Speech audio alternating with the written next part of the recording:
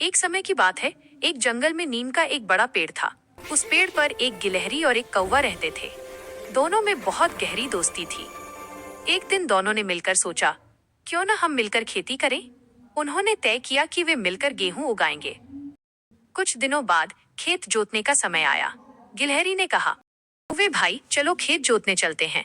कौवा आलस भरी आवाज में गाते हुए। तू चल, मैं आता हूँ। चुपड़ी रोटी खाता हूँ, ठंडा पानी पीता हूँ, हरी डाल पर बैठा हूँ। गिलहरी ने सोचा कि कौवा थोड़ी देर में आ जाएगा। वो अकेले खेत में गई और पूरा खेत जोत दिया, लेकिन कौवा नहीं आया। कुछ दिन बीते, अब बीज बोने का समय आया। गिलहरी ने फिर बुलाया, दोस्त चलो बीज बोने। कौवा फिर से तुम गाते जाओ, हुए।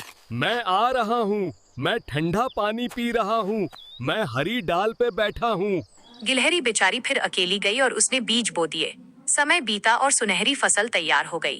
गिलहरी ने कहा, कौवे भाई अब तो फसल काटने चलो, फिर हम बांट लेंगे। कौवे ने फिर वही बहाना बनाया और गाया, तू चल, मैं आता हूँ। चुपड़ी रोटी खाता हूँ, ठंडा पानी पीता हूँ, हरी डाल पर बैठा हूँ। गिलहरी को समझ आ गया कि कौवा काम नहीं करेगा।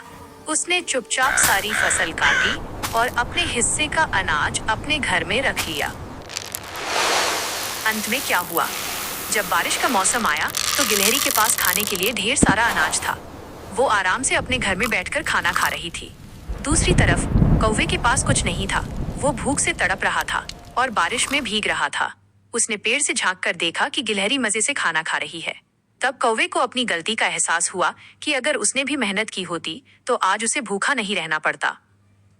इस कहानी से सीख, मेहनत का फल मीठा होता है और आलस्य का परिणाम बुरा होता है।